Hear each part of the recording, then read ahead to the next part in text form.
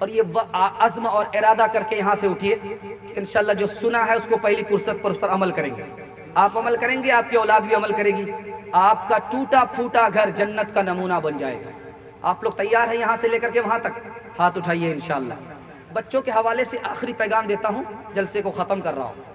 آپ کا بچہ اگر حفظ کرنا چاہتا ہے اور اسکول میں بھی پڑھنا چاہتا ہے تو آپ اسکول میں کیسے پڑھائیں گے، حفظ کیسے کرائیں گے، یہ میں آپ کو نمونہ بتانے کے لیے جا رہا ہوں. سننے کے لیے تیار ہیں؟ دونوں ہاتھ اٹھائیے انشاءاللہ.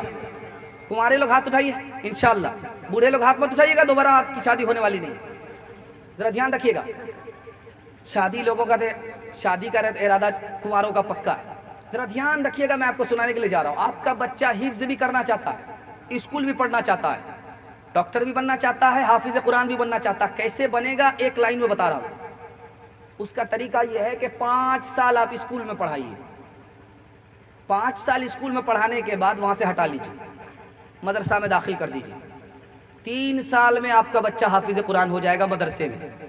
ادھر 5 سال پڑھا ہوا تھا، ادھر 30 سال کا نقصان، 3 سال کا نقصان ہوا. اب میں آپ کو بتا رہا ہوں وہ نقصان کیسے پورا ہو جائے گا.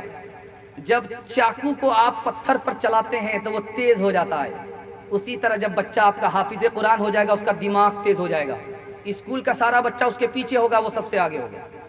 آپ اس کو ٹیوشن کروائیے، وہ 3 سال کو میک اپ کر لے گا، ڈاکٹر بھی ہو گیا، حافظ قرآن بھی ہو گیا.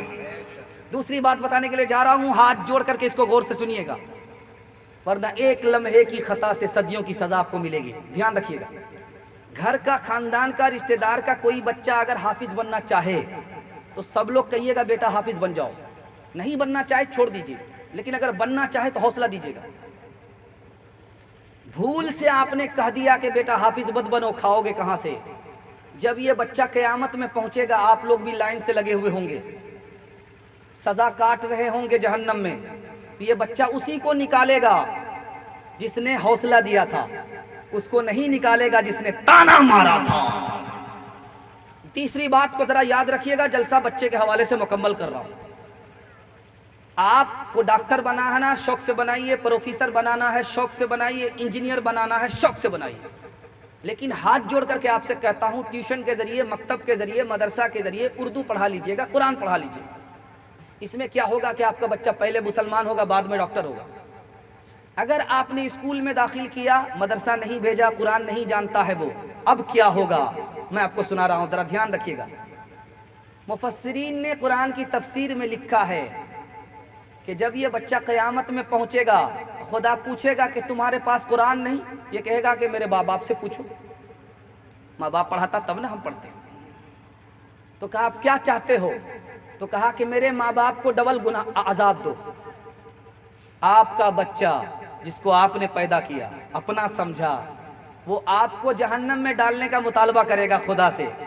اس نے مجھے قرآن سے محروم کیا، اس کو جنت سے محروم کر دو، اس کو ڈبل عذاب دو، سنگل عذاب مت دو. انشاءاللہ اپنے بچے کو پہلے قرآن پڑھائیں گے، ہاتھ اٹھا دیے انشاءاللہ. اپنے بچے کو پہلے اردو پڑھائیں گے، ہاتھ اٹھائیے انشاءاللہ. کمارے لوگ ہاتھ مت اٹھائیے گا، بیوی تک کا منہ نہیں دیکھا، بال بچہ کہاں سے ہوگا.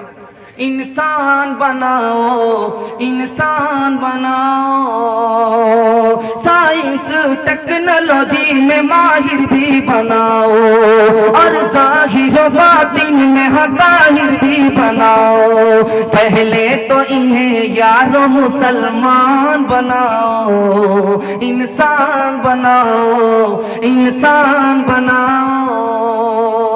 تاجر بناؤ، شوق سے افسر بھی بناؤ، اور ان کو مقدر کا سکندر بھی بناؤ. پر اپنی مغفرت کا سامان بناؤ، انسان بناؤ، انسان بناؤ.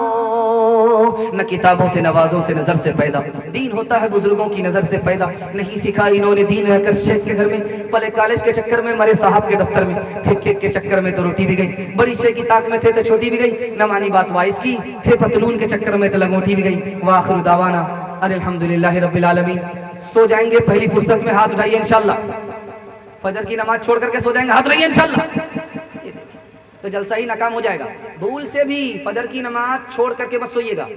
اگر نیند ستا رہی ہے اپنا وضو کر کے اپنی نماز پڑھ کر کے سو جائیے گا، ورنہ پورا جلسہ آپ کا 1 منٹ میں برباد ہو جائے گا.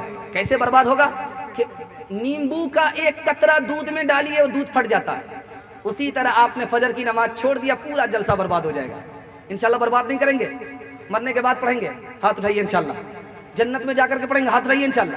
یہ دیکھیے، وآخر دعوانا الحمدللہ رب العالمین۔